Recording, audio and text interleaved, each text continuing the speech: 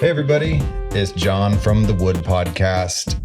It is, Saturday, the 21st of December. This is season 3, episode 8. By the time this is published, the one before that was Chase, Benji, and Tristan, the Chaos Boys. I'm representing their shirt right here. A little local group of designers that are creating their own clothing and skate culture. And this podcast is the official podcast of the Skate Gym, and it's brought to you by Beware and Hellsick and the Bone Crew. And today, I have a very special guest with me. This is Sean Haynes with the 512 Skate Project and 100% Skateboarders. And he's been super kind and super supportive of the Skate Gym. He's donated a lot of these boards that a lot of the kids, if you're watching this and you've been in a lot of the classes or you've come by the Skate Gym and borrowed a board, this is the guy right here, and this is the organization. So what's up, Sean? Happy to be here. Thanks for inviting me out. I haven't been out this way in a while, so it's good to get out of here. Yeah, Leander's kind of far. It's like, you know what, but in relative terms, it's, if we were in Houston, this would be still inside the loop, right? Right. Yeah, it's all relative. So, and chance to have some of the best pizza in the area. Oh, right? yeah, Siccone's. Yeah, shout out to Siccone's Pizza. They are not sponsoring this or endorsing this in any way, but we're just, it's just good. So yeah. So let's talk a little bit about. First of all, we're going to go through your whole story. I want to know, where you're from, your whole skateboarding story and all that, and the very beginnings. But first, let's just do a brief overview of why you're here and what 512 Skate Project is. Yeah. So 512 Skate Project, as you know, we give away skateboards to kids a lot during the holidays, but really all throughout the year. But it really kind of culminates. The holidays are our busiest time. And so we give skateboards to kids that are either, come from income challenged homes to foster care, group homes. We also support other charities like Big Brothers and Sisters. We've donated to them for the last few years. Some other, any kind of kids charity or nonprofit that might be able to benefit. Even Toys for Tots. We donate Toys for Tots every year. This year, they actually had a special request because skateboards were actually the number one requested toy this year. Yeah, surprising. So, wow, man, we're moving on up. Right? Yeah. So, last year I think was maybe a dozen skateboards to them, and I think this year was a little over 20. And one of the other directors, Ray Tolbert, and I are looking at see how many more we had decks that are complete, stuff that we can give to them. So they had the Marines had an ass there who kind of runs Toys for Tots, and so we're trying to come through for them. And then in the past, we've also supported whenever, we'd get special requests from families might have had a tragedy, like a home burned down or a flood. They lost everything. Kids didn't have any toys, anything like that. And so we'd get calls and requests here and there, and happy to kind of fill those. And then one of our first recipients, little skater Nate, I don't know if you know him in Austin, but we gave him, he was using this little secondhand skateboard. It was all kind of beat up when we first met him. He was about 4 at the Lizard Ditch. And so for Christmas that year, we gave him a deck, and now he's sponsored. And, oh, wow. And kids do man, that's such a good thing to see. Yeah. He's, I think he's going on 7 or 7 going on 8. And can skate better than I ever could. Really? So yeah, I was it's mind blowing. Yeah, man, dude, that's amazing. So you said that skateboards are the number one thing on the list. I would think bikes, or in the 80s, big wheels, but why do you think skateboards? Yeah, I don't know. I haven't noticed a big renaissance. I mean, maybe Olympics has a little to do with it. But these days, one TikTok video could change everything for kids. It's viral culture. Right. Yeah. They'd see their idol, on a skateboard or carrying one, and next thing you know, they all want skateboards. So, yeah. growing up for me, it was definitely, it went from a niche thing to, it's amazing to see what skateboarding's grown into. Yeah, it's definitely more socially acceptable now than it was like when we were growing up. That's for sure. Right. Yeah. Right. So speaking of like when we were growing up, I want to learn a little bit about you and like you growing up and your skateboarding influence and exposure. Like the first time you thought about skateboarding or stepped on a skateboard. Sure. So I grew up in Southern California. I was born in San Diego, and my dad was a civil engineer. Did design bridges and interchanges was kind of his specialty. So we moved all over California quite often. About every year and a half, we'd pick up and go somewhere new. Sometimes we'd plant roots for maybe about 3 years or so. And one of those places was Corona, California. Oh, yeah. And there was my next door neighbor was a few years older. I was in, I think in about the summer of like going from second grade to third grade. And he was going into sixth grade. Got me and a number of the other kids in the neighborhood into skateboarding. So, and at first, it was like buying his secondhand decks. Like he'd get a new deck for his birthday or Christmas, and I'd go hit up my dad for $15 or $20 and go buy the old board from Andre, and that's how I got skating. Got into skating. Corona has some good ditches, right? It's like an hour west of LA. Would you say southwest? Yeah, about an hour, almost two, depending. Probably two on average. Yeah. Okay. Depending on traffic, it could be 5 hours. right. Yeah.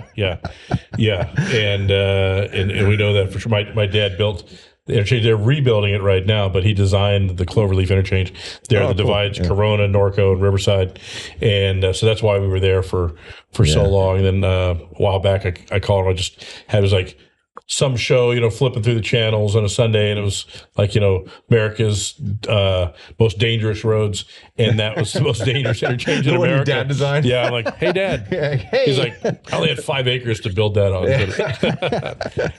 The budget was small. The land parcel was small. The crew didn't show up. Yeah, exactly. But talking about the ditches. So there was irrigation ditches because it's fairly it's right as it transitions from kind of Orange County and LA area. It's like south of Palm Desert Springs type of thing. It's just west of west. Okay. So Palm Springs. So then Temecula is right around the corner, but that's where you start getting into the desert. So it's still pretty arid and rocky. So when it rains, it floods. So there's all through that town. There's ditches to keep everything from flooding. And, as kids, we used it like a superhighway to get anywhere in town because you could just jump a fence and, hit the ditch. The ditch and ride around, and get, we'd go to the other side of town. My parents, were shocked years later to find out that, I wasn't right around the corner. I was like 4 or 5 miles down the road, and we'd use the ditch to get down there. Yeah, it's not like you had to fight off cars or anything. Right. Yeah, so I mean, if you're okay with your kid in a ditch, it's just fine. Yeah. Yeah. They finally, my dad caught on to. I had some Garbage Pail Kids. Oh yes, I love Garbage Pail Kids. Yeah, and for some reason there was like only one supermarket in town that carried them. Yeah, and he had caught on to that somehow. And so when he saw it, he's like, "Where did you get those?" I was like, "Oh, at the store." There's like, store around the corner doesn't have them. Yeah, like 7-Eleven doesn't carry those. I know where you got those. Yeah, and so that's pretty rad, man. Yeah, how did you get all the way there? Like skateboarded. Speaking of Garbage Pail Kids, which one was your favorite? Do you remember any of them? I liked New Wave Dave. That was my favorite one. Yeah. Shore and Sean because it's one of the only things that's ever had my name correct. I spelled my name SEAN. And growing up, everything was spelt another way. SHAWN. Yeah. SHAUN. Yeah. So it was rare to ever see anything that had my name spelled. So that was. Real early, that one. Adam Baum, of course. Of course, yeah, man. Tons. I still have a while back they released the little vinyl figurines. So I've got all those. sitting in the garage with a bunch of other eclectic weird stuff. Yeah, I got a deck back there from Germany actually, but it's kind of a throwback of the Garbage Pail Kids. Oh yeah, deck, yeah, yep. That's cool. Yeah. Anyway, yeah, we digress. So speaking of which, okay, so like, what was your first board? First board, I think it was a beat up cab. Like and that blue one on the wall? I think just before that design. Okay. So the wider cab. Yeah, the wider cab. Just flat. Wide and flat. Yeah, the dragon on the logo, standing on it. Yes. Yeah. I know exactly which one you're talking about. Yeah. I'll try to screenshot that and post it while we're talking. Yeah. And then I know the next was a Grigley 3. Ooh, yeah. So, and that I think kind of set the tone for, I think first few years, of course, I had no idea about what, how much difference wheels could make, whether they were, hard or soft or what kind of surface you're riding on. It was just like, oh, these are cool. They have a cool print. Oh, Or, OJ2s. Slime balls, OJ2s, yeah. Yeah. So there was, I had all kinds of mismatched stuff that didn't work together at all. Yeah. For whatever. Bought for the color scheme and the graphics. Exactly. Right. And I think, of course, so Southern California, in 85, 86, the Tony Hawk deck came out. It's then epicenter. Like you grew up in literally the epicenter of skateboarding. And so you kind of had an advantage over a lot of us in the other areas of the United States, the flyover states. Oh, yeah. So how do you think that might have shaped your perspective on skateboarding? I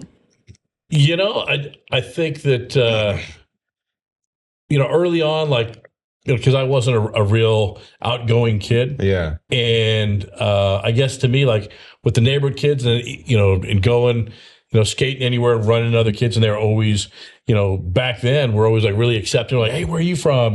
Really interested in meeting. It was weird. We didn't have a whole lot of locals only stuff that. I get experienced that much later. Yeah. But it, at first it just seemed like it was a very cohesive community. And that's, I think, one of the things that drew me to it. And then, so it really, I think that's what excited me kind of early on, as a kid, being included in something. And it was just, we had a cool little, and especially in Corona, there was a cool little, core group of skaters. We also had, for a short time, the Godoy brothers had a tattoo / skate shop in Corona. So that Isn't Eddie Elguera from right around there too? I think so. Okay. Yeah. We also had Kevin Saab and stuff like all those guys were all in and out of that area. So yeah, it was definitely a cool time. And then, it got shut down not long after I came around, but the Upland Pipeline was just, 20 minutes down the road. Oh, no way. And so, so I got to go. I never got to skate it. Yeah. Because I went for a Bones Brigade comp there. Yeah. It was the first thing I went to. Oh, and wow. then, then later we moved to Upland. From Corona, we moved to Upland, and we were right off Mount Baldy Road or whatever, not too far from there. And a month later, they shut it down, started demolishing. I just missed it. I was so bummed. Yeah, that's all the stuff that I would read about in magazines and stuff, and flipping through the Thrashers and trying to put together those sequences of photos, because we didn't have a lot of videos. Of course, we had Bones Brigade, and stuff like that. But you would try the tricks and you try to piece together the sequences to see what tricks these people were doing, and right, yeah, I remember those, the Thrasher, the sequence. You're looking at them wait a minute, how does that turn into that? Yeah. So I guess kids kind of have an advantage nowadays with social media and YouTube Shorts and Instagram Shorts and the trainer videos and all that stuff. Right. Yeah. I mean, you just look. At any given day, you pop into a skate park and there's half those kids skate better than some of the pros did in the 80s. You know, it's like they'll just sit there and like you watch them, they'll skate, then sit down. I'm sure you see it all day, and then they'll watch YouTube for a little bit, and then they go back to it. And then, and guys like Mitchy Brusco on their phones, explaining how to do this and that, like a tray flip, Right. Yeah. It's amazing. Like, I wish we had that back then. Yeah. Well, speaking of like some of the old homies, real quickly, you want to do like do you remember the names of any of the kids you skated with? Yeah. Well, the kid that got me into was Andre Herrera.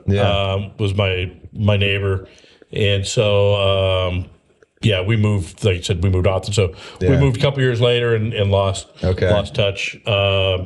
And then not long after that, I guess when it was about going into fifth grade, we moved to Northern California. So then, a lot of guys that I skated with up there. There's a lot of people that were in and out of there, like Dave Ferguson and stuff like that. So there's a lot of pros. It was a totally different scene from Southern California to Northern California. And, I think I still had that Tony Hawk deck when I got there, and it was like, everyone's like, we don't skate pal here at Santa Cruz. Really? Like, Wow. They're like, it was definitely a culture change, and it was like vibes you don't even think about from Texas, Oh yeah. And and it's funny thing for like Texas is, because I remember we would see in thrashing, you'd see like Zorlak decks and stuff. We're all about Zorlak. But you couldn't get them in California. Really? Yeah, like if a shop got some, they went, like, of course, the guys that worked at the shop or their buddies got them right away. So you'd see people skating, but you'd never see them up at the shop because they were like, not for that. you. Like, especially like the Metallica decks and stuff like that. Oh, yeah, those the plus head Metallica. Those things were gone before, like, you'd see somebody skating, like, where the hell did you get that? Like, not telling, Speaking of which, on the other podcasts that I produced, the Won't Shut Up and Skate podcasts, we interviewed Jeff Newton, and that should be publishing very soon. And we also interviewed Craig Johnson. So, those 2 episodes will be coming out very, very soon. And you can see in the past episodes, we interviewed John Gibson, all writers for Zorlak. Jeff Newton is the founder of Zorlak. So, And, and Gibson here just recently has been really supportive of 512. Yeah, we saw him at the event, at the RIP Coffee event with Skate Nigs, that you organized. So, okay. We've talked a little bit about your childhood. I do want to talk a little bit about quickly this event, and then I want to rewind back into some of the other stuff a little bit later. But I just recently went to this event in South Austin, and there were some really good bands played, but one band in particular that stuck out for me was the Skate Nigs. I saw them play, and they're Austin local, right? Yeah. And they've been around since 91, I believe. I don't know, maybe even before that. But I think Stupid People Shouldn't Breed came out in 91, I believe. I think they might have started late 80s. Okay. Maybe I know they were a fixture in San Antonio, but I think and then the Austin scene. But I know they played a lot, I think, early on with like Butthole Surfers or something like that. They were very much in that same in the early genre. 90s, like industrial scene. He used to collaborate with like Al Jorgensen and Revolting Cocks and Ministry, and I believe they toured with Ministry as well. And one of my all-time favorite bands, and I have the record, the vinyl, Stupid People Shouldn't Breed, in my house. Somebody came over and they saw that, and they were just like, "Oh my god, I can't believe you got a copy of that," because apparently it's really hard to find now. And seeing them in '94 on 6th Street, I believe it was the old emos, and then seeing them 30 years later in 2024 was very surreal, and so talk a little bit about that event and what it was for and like how all that transpired. So we do fundraisers, typically try to schedule 2 a year. This year, all the directors of the charity, because there's 2 other directors that help me out as well. One, my co-founder, and another one who's kind of the financial brains guy. Like we just give him like the receipts and stuff, and he's a CPA. He figures all that stuff out. Man, that's a good guy to have.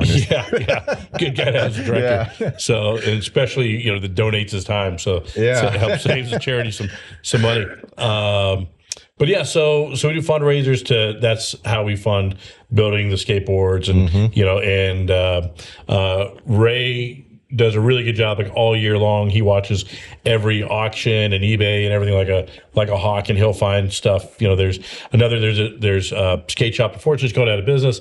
And I think we're going to buy a bunch of their hardware and so whatever's left over. Yeah. So they're giving us updates, and so we always look. And a while back, Ray, I think last year, found a lot. There was like 150 decks that were being sold for like $1 a piece, and we jumped on that. Wow. So yeah. So whatever we can do, but that's the nonprofit is 100% funded by donations and fundraising and a little bit of of course we throw in a little bit here or there, but the fundraisers have gotten bigger and more elaborate over the last few years, and this one unfortunately was kind of a last minute deal. Like we kept saying, or like it went from, okay, we're going to do something in September, and then it was October, and all of a sudden we're in December. We're like, we got to do something now, Okay. And that just kind of just fell together. I mean, it seems like it. Yeah.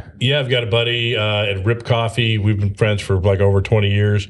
Sean Bailey over there. And Sean recently started having shows and doing stuff and trying to do something a little bit different than what he's been doing. So he reached out and he said, hey, do you guys want to do a benefit? I said, sure. And wasn't sure, last minute how well it was going to come together, and just put a post out.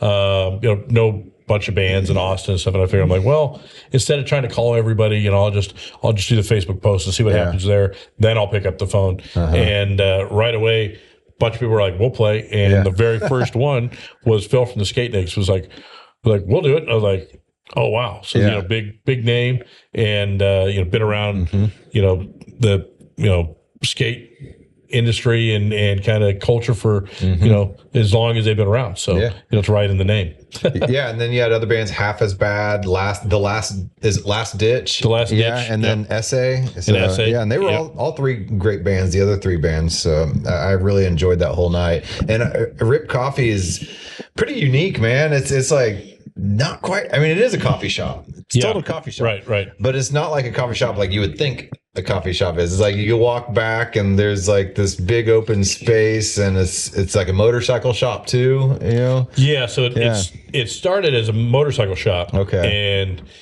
And Sean's been doing that, I guess for over 20 years. Yeah. And up with ups and downs of the motorcycle industry from, as we've seen recently in the last few years, its popularity is went up and went down. It kind of waxes and wanes, just like skateboarding. Yeah. But and there's a lot more shops now. I think that he wanted to kind of diversify and do something a little different, and not just bust his knuckles on motorcycles all day. So and so he started the coffee thing, and being on South Congress. There's a lot of prime spot. Yeah, prime spot for people coming to grab a cup of coffee. So he started that, and then he's got a bunch of space that was kind of unused in his little warehouse there. Yeah. And so he was like, you know what? Why don't we start doing some? It's all some tagged bands up and. It's a cool like DIY spot. Yeah, it reminds me of just some old spots growing up in Houston of just like warehouses converted to like venues and stuff, and a bunch of hardcore bands playing there and stuff. That my brother used to drag me around to that. Like the Unicorn, I saw Social Distortion there at 14 years old. My brother, dragged me there, and it was just a converted grocery store in the hood in Houston. Oh, that's cool. So that's really cool, and I was really happy to see that. And I was like, this is the best, dude. Yeah, it was cool, and I was surprised. Like as we were loading in, I actually started my day in Houston that day. Yeah, drove through. It was raining, so like it was the worst. I think the worst day for weather so far this year. Nasty that day. So drove through. It should have taken a normal 2.5 hour drive. Took like 4.5. Yeah, man. So I was behind. Got everything loaded in. It's definitely. 512 Skate Project it takes a small army to kind of pull those things off, and so we've got a lot of great people that donate their time. Brian Nixon, the local guy, He's does a lot of photography for us, and also just like anything, like I think he designed a flyer this year, and also just helped generally kind of helped organize and set things up. Ray Tolbert and Ian Coyne, they both were right there at the beginning, within days of me saying, hey, there's some people that need some skateboards, and it was right at the beginning of the COVID lockdown. Is how we started. And so I had some decks in the garage and stuff. People were posting, because a lot of people are out of work because of the first COVID lockdown. And okay, hold on. Right there, you started to tell me the origin story of 512 Skate Project. Yeah. Let's go into that. Like, what kind of just like sparked in your mind waking up one day being like, I want to start a nonprofit? How did that happen?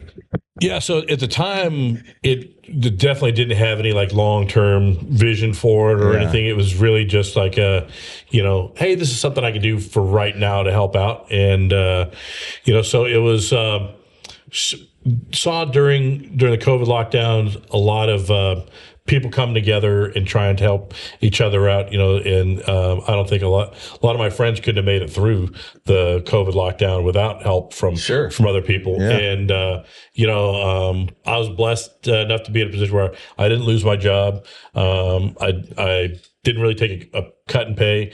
So what ended up happening is I was saving a lot of money because I wasn't going out doing anything or spending any money. It's probably the best thing that could happen, right? Yeah. And, the first little bailout came along and then I noticed there's a lot of people posting like, hey, well, yeah, great, I can pay my rent now, but I don't have anything for my kids for Christmas. And, and I was like, kind of a little bit bummed, saddened by that for some friends I know that have great kids. And I was like, man, that sucks, and the kids don't necessarily understand what's going on. And like, well, how come this Christmas just sucks? So I got thinking, and I've from skateboarding most of my life, and even just as I got older, I've kind of bought things that I didn't have when I was a kid that I couldn't have growing up. So some of this stuff was just kind of stockpiled and collecting dust, and wasn't doing any good for anybody. So I was like, I don't really need these decks laying around.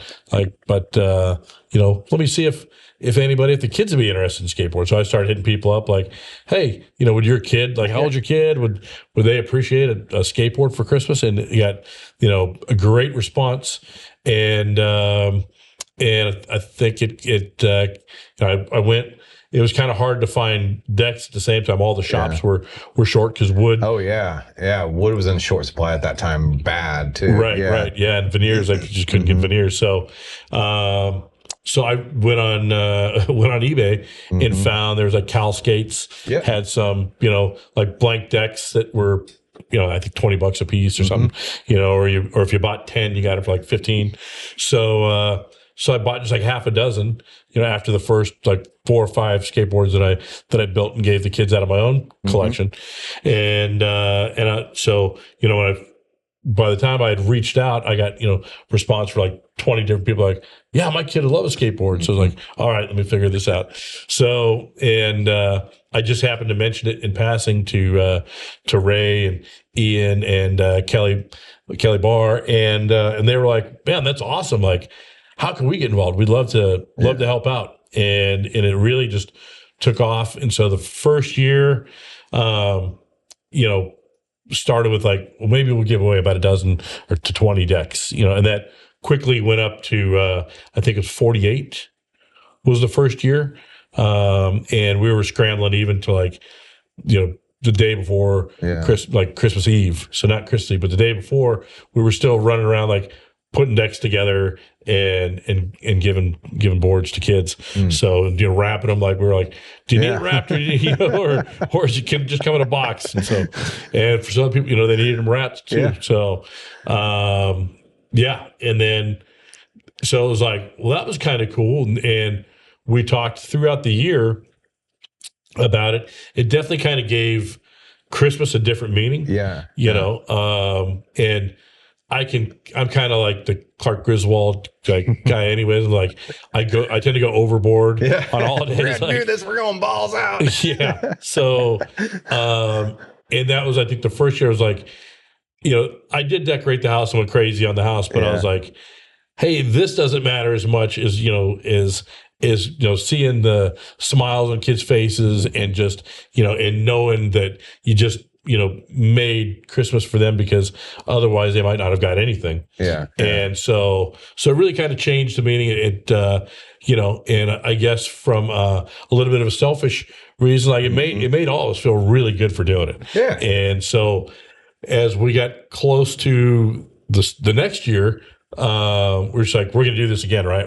And then other people asking, in venues, and people saying that, they want to donate. How could they get involved? And so at that point, I don't think we even really had a choice to not do it, because there was so many people were like, volunteering and wanting to get involved. So yeah, at that point you're like, well, I guess we're stuck. Right. Yeah. We're doing it again, whether we want to or not. But we were really excited about it. And we've continued, each year it's grown a little bit, gotten a little bit better, and I think by 23, we decided, well, we have to become like a legitimate nonprofit, because we wanted. Oh, you weren't even a nonprofit up to that time? No, we were just like, it was just like a thing we were doing on the side. Okay. Yeah, it wasn't. But then like the donations and stuff coming in, and the amount of stuff, for like, didn't have to, people were like, well, hey, can I donate through PayPal or Venmo?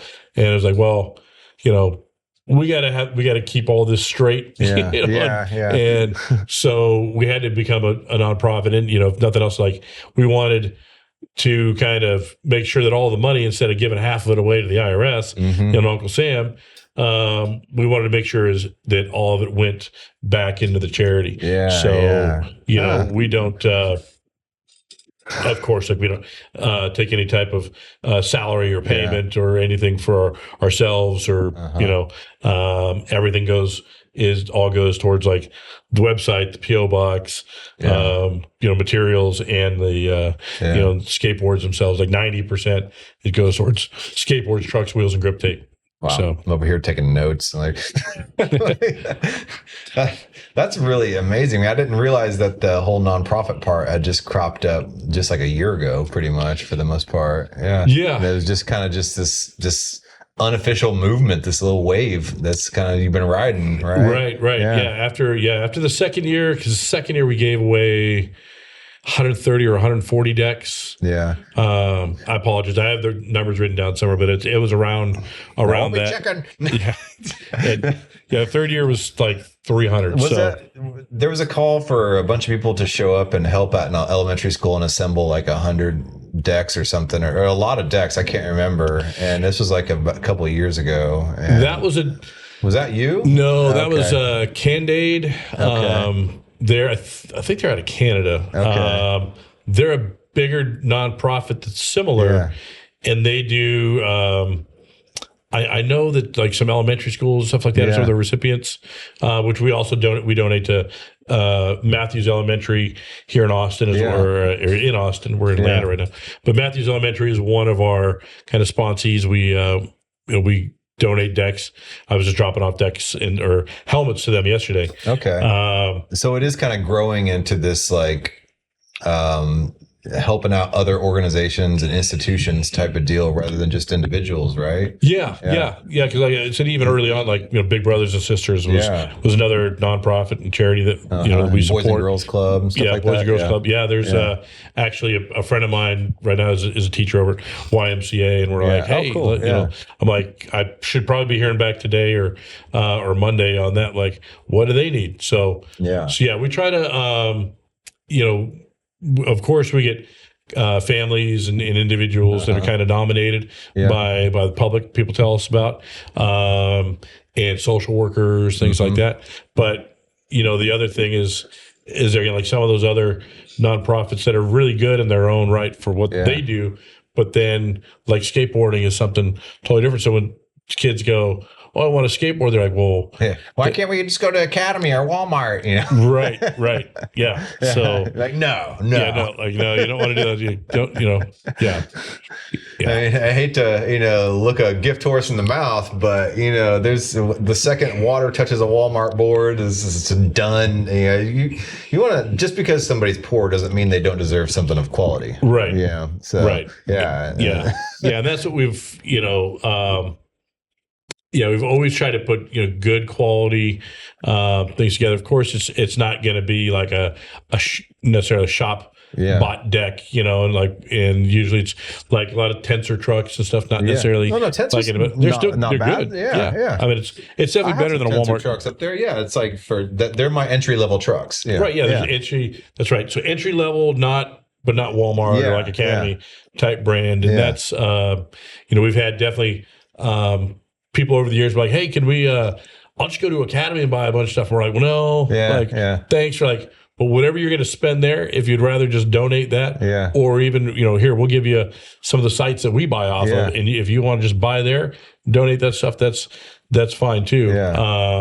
But we want to make sure the kids got something that they can actually show up at a park or the skate gym and that it's functionally gonna do what they need it to do and be able to learn, because that's the worst thing we could do is give them something super super heavy and clumsy and stuff that they can it's gonna hinder them rather than help them. I mean, it sounds superficial, but as a kid though, you kind of care. You don't want to show up with like some lame Walmart board, and the other kids are just like snickering, or maybe they aren't snickering, but as a kid you feel like they are. You want to show up with something respectable, and you guys make good respectable boards for these kids, to show up with. We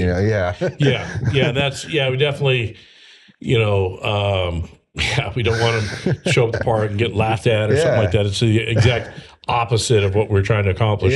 So we try to make sure there's good everything's good quality. We're I think here soon we're gonna, instead of Beware has been doing the silk screening and stuff for our boards since the inception. Patrick over there has been. I grew up with great. Patrick. Oh yeah, nice. Me, Patrick, Sean, Dave, PJ. We all went to the same high school. They were a couple grades above me, and I was skated with Patrick a few times. I looked up to him in middle school and stuff. Watched all those guys. Whoa, wanted to be just like them. So, and then now he owns a skate company, and we're all skating together in Austin all the time. So it's crazy. I knew Patrick from going to the Continental Club for years, and I lived off South Congress for a while, so it was my local haunt. It was easy to get over there, and it was a few blocks away. And so I just he's worked there forever. Yeah, he has. So I knew him from there, and then when we first started, it wasn't even under 512. It was just 100% skateboarder. Yeah, I was going to ask about what the correlation 100% skateboarder versus 512 skate project is. So thank you for jumping on that question for me. Yeah, sure. Yeah, I'll get into that. So we were like, well, I wanted our logos. I didn't want to do stickers, and I was like, well, doing a whole transparency thing, we didn't have time to get all that tackled. I was like, let's just see if somebody could silkscreen these for us. Yeah. So I put out some requests. I was like, hey, anybody know anybody around that could silkscreen some decks? And I think Andy Escalante. Yeah. Right? Andy Bastard. Yeah, Andy Bastard. Yeah. I think Andy reached out and was like, hey, I think Patrick can do it. Yeah. And so then he's like, Patrick? I'm like, I don't think so. He's like, nah. He goes, when you see him, Patrick. He goes, it'll click. And the instant went over. I'm like, oh, all right, I'll bring some decks down. He goes, I want to get into it, but it's going to be kind of a trial and error. And but they've come out great. That's a very Patrick response, by the way. He'll be like, oh, I don't know, man, it's going to kind of suck. And then he pulls out of his ass one of the best products ever. Right. Same with his boards too. It's no, I don't know, it's going to suck. And then bam, it's an amazing board. Yeah. He's definitely his own chief critic. Yeah. And speaking of Andy Bastard, Andy Escalante, he's in season 2, and he was the very first video episode of this podcast. And we talk all about the lizard ditch. So go check out that episode too. All right, anyway. Yeah. Andy's awesome. Yeah. So, So 100% skateboard. Yeah, so 100% skateboarder. So just before, well, I guess not right about the kind of same, came around the same time. There was a guy here that was Rodney that was kind of organized for 100% skateboarder, and he opened up chapters all over Texas. Okay. And he passed away unfortunately a few years ago. But he was Jesse Martinez's cousin, who was the founder with Jay Adams of 100% Skateboarder in Venice. Yeah. And so, there's a lot of materials you can go back and look and see about kind of where that started. But it was 100% Skateboarder was started with Jay Adams and Jesse Martinez as to be kind of like the anti-gang skate club, and kind of give kids a different alternative than, especially like for the Venice skate park, where it can be kind of rough. Like there's in the 80s, there can be, and even now, like there can be some influence around that park that kids could fall into. That and as when I was growing up, there was bad influence everywhere, and it was easy to kind of fall into some of those traps. And so as adult looking back, I might have gave myself a lot more hardships than I needed to, just because I wanted to hang out with the cool kids, and skate, whatever. We wanted to give an alternative to the kids, like, hey, you don't have to be doing hard drugs or something like that to be cool, and and there's other guys out there that are that are tattooed and and into punk rock and stuff that are positive and not negative about everything. If anybody knows about the skateboarding hard drug gangbang lifestyles, Jay Adams and Jesse Martinez. Oh, definitely, yeah. And so that's Jesse's, like, he would have been if it was for skateboarding, he would have been probably dead or in prison by now. His cousins and everything were all gang members, and and then of course Jay Adams. Jay Adams went through the gang life and went to prison and got out and tried to change quite a bit. So that started, in early on. There was a lot of pros. That like Dave Hackett and Tony Magnuson, a lot of like the San Diego guys jumped on 100% skateboarder. Jason Jesse and some of those early, like if you look back in 2000s, like you see a lot of 100% skateboarder stuff. And then people's various levels of popularity at that time, I think, is their kind of popularity waned. Some of the club kind of waned out. Even I think Andy Anderson, I think he still rocks like a 100% skateboarder patch. So it's still there, but the last few years the club started having a little bit of a renaissance. It's centrally kind of run by Jesse Martinez, and some of the other Venice guys. But each chapter is its own little deal and responsible. So it's the main mission is like cleaning skate parks, and in helping out, being a positive influence in the community and helping out kids. So when we just started rolling with giving away skateboards, Rodney found out real quick and said, hey, that's kind of our mission too. Like, would you mind helping out in Austin with 100% skateboarder? And I was like, sure. I'm like,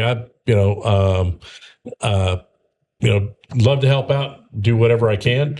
And he got me in touch with a guy down in San Antonio, Texas Joe, and Joe's Texas transplant, originally from California, but he was the old editor for Concrete Wave magazine and stuff. Okay. So he's been around. I think he's been around skateboarding around 50 years now or something. He's got a few years on me. I'm surprised Chip and Carrie haven't had him on the Won't Shut Up and Skate podcast. Probably soon. Right, probably soon. Yeah. I mean, and he only, I think maybe a year before last, he tore down the half pipe. He had I think he had a 15-foot half pipe in his backyard. And so at like 60 something, he just stopped skating half pipes. Like, wow. So, and so so Joe was a lot of help at first, and then and got me in touch with some of the guys that are now. We've got we got a chapter in we got San Antonio, got Houston, East Texas, Corpus Christi, the Valley. The Valley, it's like, I think it just kind of encompasses it all the way from Brownsville and Harlingen all the way to McAllen. Okay, But so they haven't really split it up into different chapters. It's just like the Valley. Yeah. And they're super active. They helped get the some of the guys there were instrumental in the park South Padre getting built and stuff. So I hear that's a really good park, actually. Yeah. So yeah, I've heard good things about it. Brian Nixon, who helps out in Austin, his I guess they're originally from the Valley or something. His brother, I guess, was like the main driving factor getting that park done. So it's really cool to to meet some people in the community that it's their passion to to try to keep pushing and leave something for the next generation to inherit. 100%. So yeah, no pun intended. Right. I mean, that's partially. I mean, that's not partially. It's a huge factor in what I'm doing here and why I'm recording this podcast too. And just the previous episode with the 3 15-year-old kids, like recording something and putting it down in digital format or whatever, just so people later can look back on it, because we're not making any money off of this. It's like later on somebody will want to know about the skate scene during this time and place, and I'm kind of documenting it. And so this is really good to see how much people at this time right now care about everybody having access to a skateboard and not being left out, yeah, for sure. And it's, I think, working with, like developing into a nonprofit from a 100% skateboarder, just, club and just, kind of some guys skating and hanging out, like doing stuff at Lizard Ditch, on a very small community level. And then going, well, let's do, we had to, the whole reason why 512, like I said, became a nonprofit is because we had to make sure all the money that got funneled in there was, went just to that. Sure. So we separated it from 100%, and that's why it's 512 Skate Project. Right on. Okay. That makes sense. Yeah. Yeah. So the nonprofit had to be separate from the club. And, but one of the things that I think that it showed us was that, an idea, once you put it into motion, once you really decide to act and do something, it can be amazing when you get, if you want to allow other people to help you out. And, there's definitely with us, there's like, it's not about ego. It's not about, hey, look what I did or he did or they did. It's all for the kids. I think a lot of times you'll see, like, we'll be in the background, in the shadows, and letting just letting it take its course, because it's not about us, and it's not our reward is help people out and getting more people involved, and that's what's exciting to see. And every time when because sometimes it can be a bit of a lift, with work and personal life and everything else. We're like it's like a second job, and then all of a sudden, when I get like 10 phone calls in a day, and people are like, "Hey, what can I do?" And I want to do this. I want to help out. And I was like, "Oh yeah, like we don't have to saddle this on our shoulders alone. Like we can pass out some of this, and it's great. It's so." We also got a little bit of help from there's I'd be remiss if I didn't mention there's a Save Soul Skate Bowls in California. Okay, and they were kind of real helpful too. They were the ones that were like, you got to go nonprofit or you're gonna get hit with a tax liability, and it would suck to see some of that money get drained away to go to the. Oh yeah. So I'm like, you're right. Yeah. Give the Caesar what Caesar's, right? But but only when you have to. Exactly. That's cool, man. Okay, so back to like skateboarding in your personal life here. Name your top three favorite skaters. of all time? Or that have had the biggest influence on you? They can be famous or not, you know. Yeah. So I'd say Lucero, you know, early on, you know, probably Danny Way. Danny Way, I think, is just a couple years older than me, and so I remember probably like 88, 89 when he started, you know, being a thrasher all the time and just going like, oh, if he can do it, I can do it. Type deal. Yeah, and probably Matt Hensley. Matt Hensley, yes, good choice. Definitely, like, I think, you know, after, man, it's hard because I mean, like Jason Jesse also is a huge influence growing up. And, you know, when we moved to the Bay Area, I lived like 11 miles from Santa Cruz and did like went to Derby Skate Park a lot. Oh, rad. And so, and that was really, you know, that's Jason Jesse was kind of king back in the day there. So, you know, he's kind of fallen out of graces here, you know, lately, but there's, you know, some of the youngers, some of the youngers, but back in the day, you know, he was, you know, driving force in the, you know, skateboarding and in the Bay Area. You know, but even, you know, I think when I first saw like, the video with like, it was like the Dallas Aqueduct or whatever, the guys skating there, some of the Zorlak guys. And I was like, the full pipe? Yeah. Like, and going like, they skate in Texas? You know, like as a kid in California.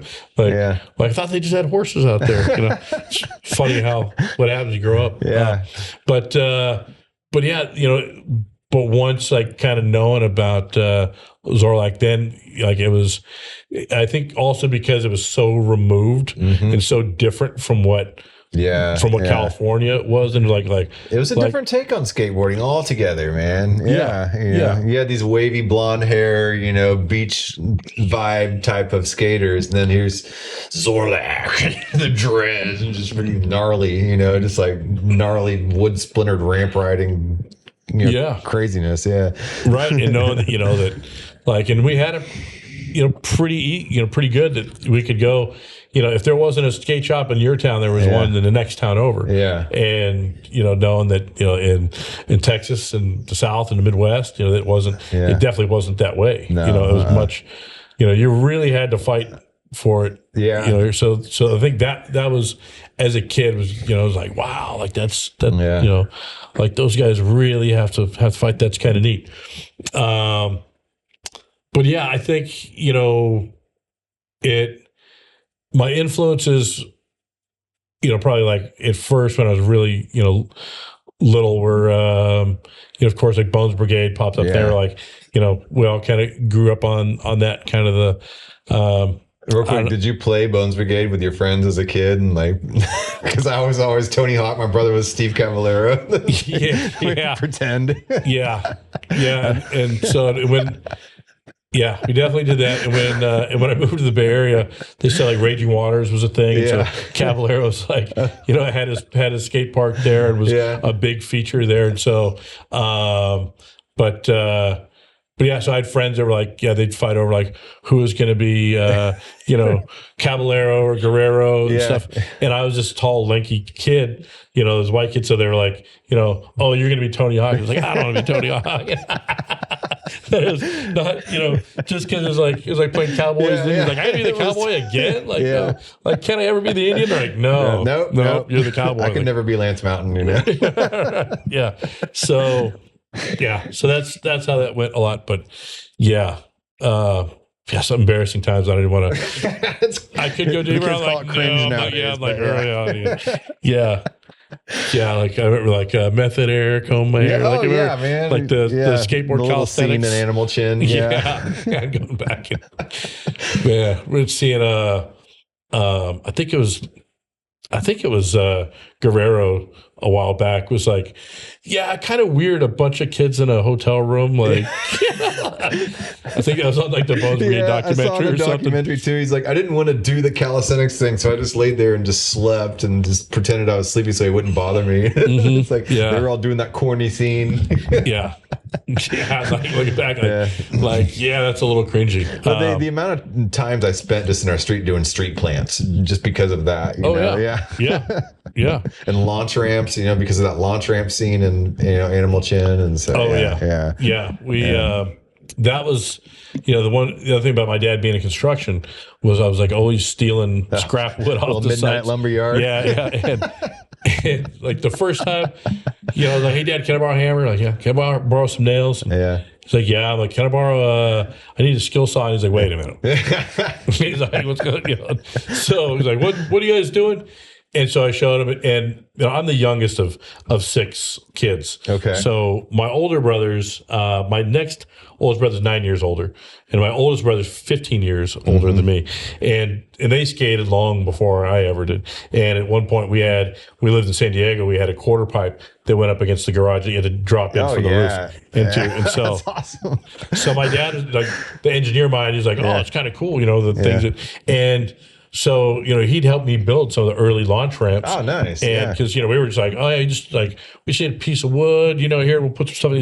He's like, no. He goes, "You got to give it, you got to actually frame it in, and you got to give it." He's measuring radius, Oh, yeah. He's like, so I'm like, "How do you know?" He's like, "Your older brothers." I'm like, "Oh, yeah." Because, they skated there like in the 70s, when it was as a little fad for a bit, and then they got out of it. And the kid broke his arm on our quarter pipe, and then my dad's like, "That's it, tear down the." And I think that was liability.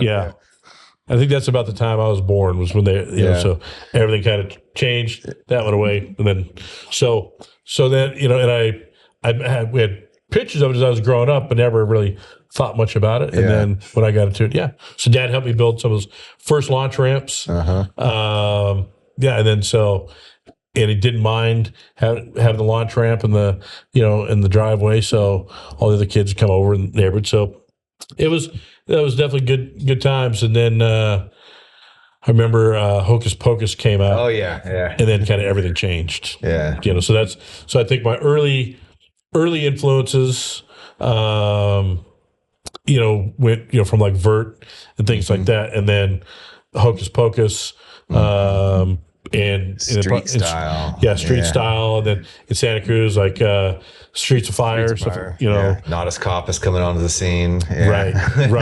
And then it's like, well, that's what we used to do just to get to a skate spot,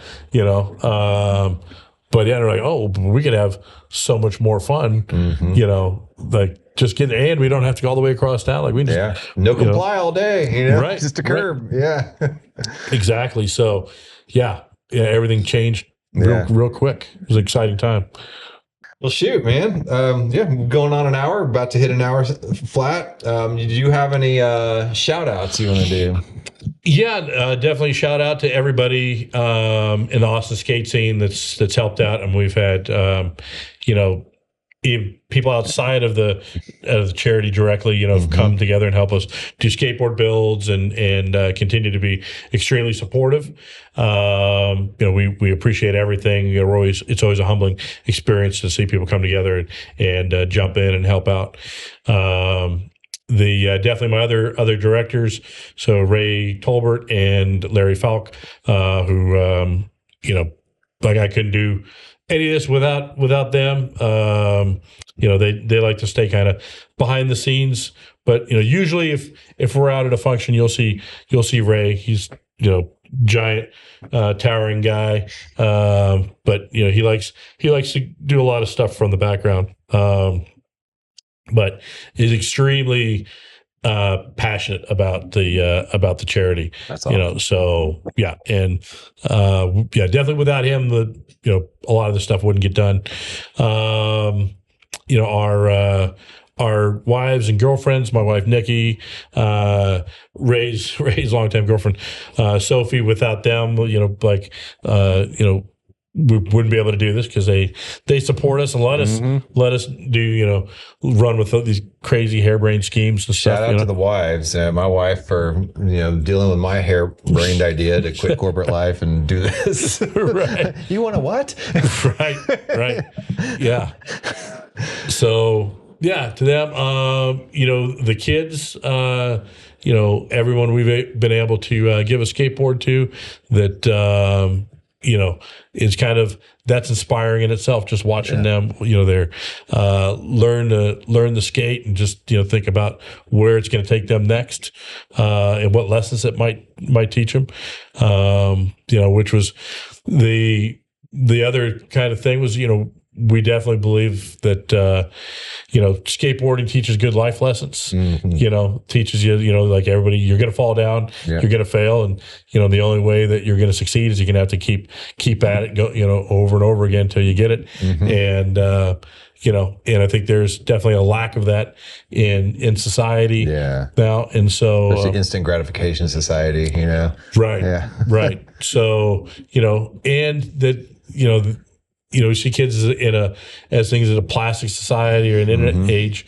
It's like, here's, take this, chunk of wood and metal and rubber and go have fun. And so everybody that came kind of before us, and it showing us that just a little bit of determination and some tenacity that you can get a lot of stuff done. So, everything we do is built on the shoulders of others before us, who've been our examples. Yeah, for sure. I think as a kid, looking at some of the companies that we didn't know how DIY they were. Like, super ratchet, man. right. You just see this really polished, Powell Peralta and Santa Cruz, and then now they're these big, bigger, NHS and Skate One, are definitely huge, companies, but early on, very DIY and now being able to look back and go like, see that kind of lineage of, it's just what's kept the sport going. Super inspiring. Yeah. Okay. Last thing, is there anything you want to say to the young generation coming up into skating? Just, I guess as corny as that, like, follow your dreams. It's really like, it's, don't give up. If you've got an idea, that's half the battle. Just put it into, push and do whatever you can to put it into a reality and fruition, and don't give up. And then the kids, like with like chaos and stuff like that, like that's inspiring. Like just a few 15-year-olds getting together and starting a t-shirt company and apparel company. Like I wouldn't have ever had that thought at 15, but but yeah, I mean, that's without the DIY spirit, and none of us would be here, and we wouldn't have got this far. One of the funny thing is when I interviewed them yesterday and I asked them that very same question, they said the exact same thing as you. Really? Yeah. A few generations apart, like bam. Yeah, that's awesome. Right. Yeah. That's well, cool. Thanks for coming on, Definitely. man. Yeah. All right. See you next time. Thanks for having me.